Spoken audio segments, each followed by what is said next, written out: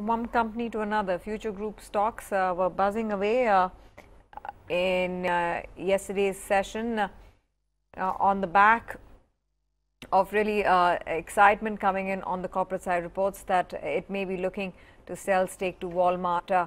Sonali Krishna caught up with Kishore Biyani, CEO of Future Group, to talk about the retail space and its viability. I think it's a big deal. It's a welcome deal. It's an interesting deal. And physical retailer buying a digital retailer, and both the online offline coming together.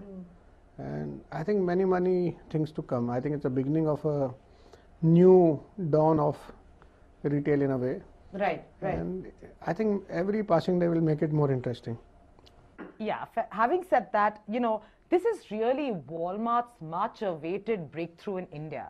And, a lot of people are looking and analyzing as to how this Walmart's backdoor entry, as everybody's calling it. I want to ask you, do you think it's their backdoor entry? Firstly, it's, for me, the way I look at it is, it's a financial investors were there in this before Walmart came in, and now it's moved to a strategic investor. Right. Flipkart continues the way it is. Right. Flipkart has built its own strength in terms of logistics. They have built its strength around multiple categories, I would say, consumer durables, electronics, mobile phones, and they have made a headway into fashion in a significant manner. Okay. And that's something which they have done. I think 5 to 7 crore customers who have been shopping with them, and it is a reasonably good brand in the country. Now from there, Walmart doesn't belong to this category as much. That's true. And the categories they belong to is general merchandise. The categories they belong to is food and grocery. I think that's something which will probably come in and seep in into this. So one has to see how this whole thing will come together, and that probably will change.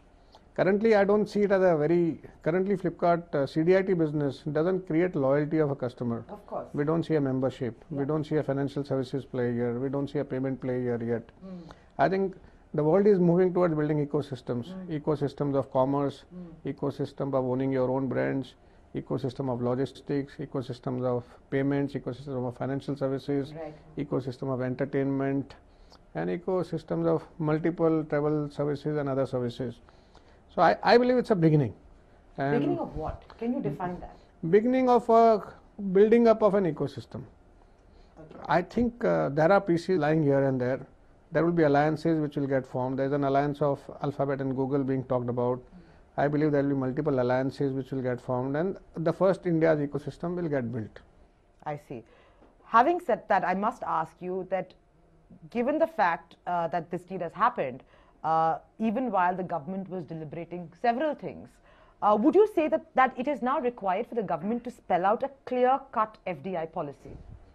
I think if you look at the history of the regulation for retail in India, it has come in very disjointed way. Single brand retail, multi-brand retail, marketplace, B2B, B2C, and multiple things with riders in some cases and no riders in some cases. And in some ways, most of the people have come to India.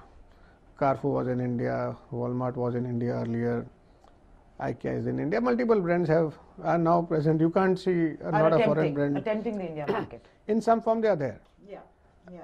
I think it's good to have a policy wherein everybody gets the same feel of getting into India in a particular way, with a consistency and with a regulation which is not ambiguous or which is not left to interpretation. So you would urge the government to make it? I think we have been talking about it as an industry, as all retailers put together. We have been talking to the government about this for the last 7-8 years. Well, I hope that comes through for the benefit of people who are investing here and people like yourselves. Having said that, I would like to now draw out the candid Mr. Biyani in this interview and ask you a question where I'd like your candid response. Flipkart is unlikely to make profits in the medium term. It's unlikely. But it had a $20 billion whopping valuation. And a $20 billion whopping valuation for a loss-making entity. Would you say that Walmart spent its money well? I think time can only tell. Come on, Mr. B. Let me answer this. I'm not going to be shying away from the answer. I think Walmart is looking at 17% of the world's population. Walmart is looking at how they compete in the global space. Walmart doesn't want to be written down in the history of the company which didn't survive the onslaught of some particular retailer. I think they are fighting it out, and I love the spirit of fighting it out. And they have preempted them to a certain extent, and I believe it's going to be a very interesting battle. So they have something in mind, and it's not what is seen and what is being said is what they are looking at.